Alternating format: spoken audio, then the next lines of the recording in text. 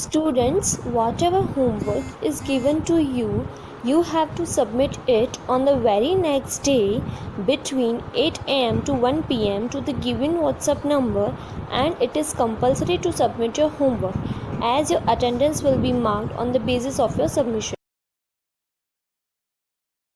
Okay students, now let's start next point, sources of history, जिसका मतलब है इतिहास के स्रोत. In which we have first point literary sources, जिसका मतलब है साहित्यिक स्रोत. Okay, now let's start. By the medieval period in India, literary sources were much more as compared to those available in ancient India. जिसका मतलब है कि भारत में मध्ययुगीन काल तक प्राचीन भारत में उपलब्ध लोगों की तुलना में साहित्यिक स्रोत बहुत अधिक थे. By this time, paper had become cheap and people had started recording important events. जिसका मतलब होता है कि इस समय तक पेपर सस्ता हो गया था और लोगों ने महत्वपूर्ण घटनाओं को रिकॉर्ड करना शुरू कर दिया था. These recordings had been collected by wealthy people of the past or have been preserved in temples, monasteries and archives. जिसका मतलब होता है कि ये रिकॉर्डिंग भूतकाल के अमीर लोगों द्वारा इकट्ठी की गई थी या मंदिरों, आश्रमों और पुरा लेखाकार में सुरक्षित की गई थी. People also started writing holy texts and chroniclers started gaining importance as they wrote about rulers and their kingdoms. जिसका मतलब होता है कि लोगों ने भी पवित्र ग्रंथ लिखना शुरू कर दिया था और इतिहासकारों ने उनके शासकों और उनके राज्यों के बारे में लिखना शुरू कर दिया था. Deciphering these texts is sometimes a difficult task for historians, as some of these tasks have been written in ancient languages known only by a few today, and the quality of these manuscripts has deteriorated so much over the centuries that they are hardly legible. जिसका मतलब होता है कि इन ग्रंथों को समझाना कभी कभी इतिहासकारों के लिए एक मुश्किल काम होता है, क्योंकि इनमें से कुछ ग्रंथ प्राचीन भाषाओं में आज कुछ ही लोगों द्वारा लिखे गए हैं और गुणवत्ता वाली हस्तलिपियाँ सदियों से इतनी खराब हो गई है कि वे शायद ही पढ़ने योग्य है. Sometimes scribes would miss a word or mispresent an idea which changes its meaning. जिसका मतलब होता है कि कभी कभार लेखक एक शब्द की चूक करते हैं या एक विचार को गलत तरीके से पेश करते हैं जो इसके अर्थ को बदल देता है. Sometimes even chroniclers revise their work and leave historians with two different copies of the same book. जिसका मतलब होता है कि कभी कभार इतिहासकार भी अपने काम को दोबारा संशोधन करते हैं और इतिहासकारों को एक ही पुस्तक की दो अलग अलग प्रतियों के साथ छोड़ देते हैं. लिटरेरी सोर्सेज इंक्लूड प्रशस्तिस और यूलोजीज. जिसका मतलब होता है कि साहित्यिक स्रोतों में प्रशस्ति या तो हम कह सकते हैं प्रशंसा भाषण शामिल है. The prashastis were generally written in praise of the rulers with the exception of Rajatarangini by Kalhana which is a history of Kashmir.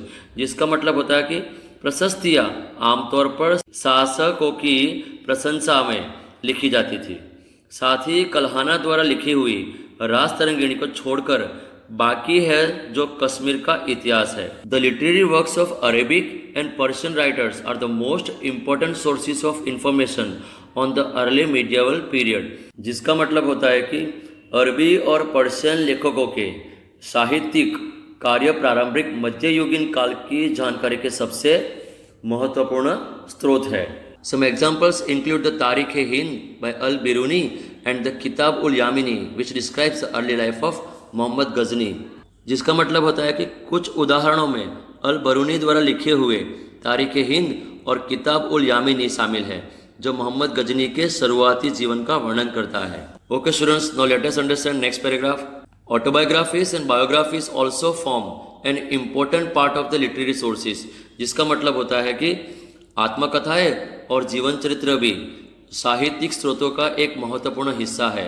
Some popular examples of autobiographies are Babar's Babarnama, which gives information about the geographical features of the Indian subcontinent, Tujuke Jahangiri, which throws light on Jahangir's personal life and the administrative affairs of his kingdom, and Prithviraj Raso by Chand Bardai. जिसका मतलब है कि आत्मकथा के कुछ लोकप्रिय उदाहरण बाबर के बाबरनामा है, जो भारतीय महाद्वीप की भौगोलिक विशेषताओं के बारे में जानकारी देता है।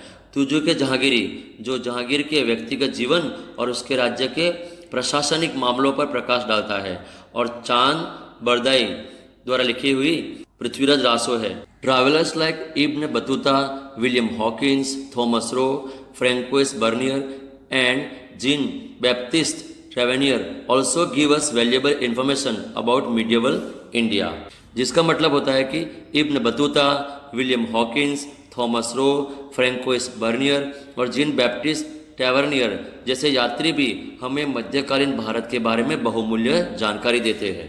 Okay students, now let us start next point, archaeological sources, जिसका मतलब होता है पुरातत्व स्रोत। This was the period when the construction of magnificent buildings such as temples, forts and palaces took place. जिसका मतलब होता है कि यह वह दौर था जब मंदिरों, किलों और महलों जैसी शानदार इमारतों का निर्माण हुआ। Apart from this, coins, ornaments and weapons give us information about the medieval society.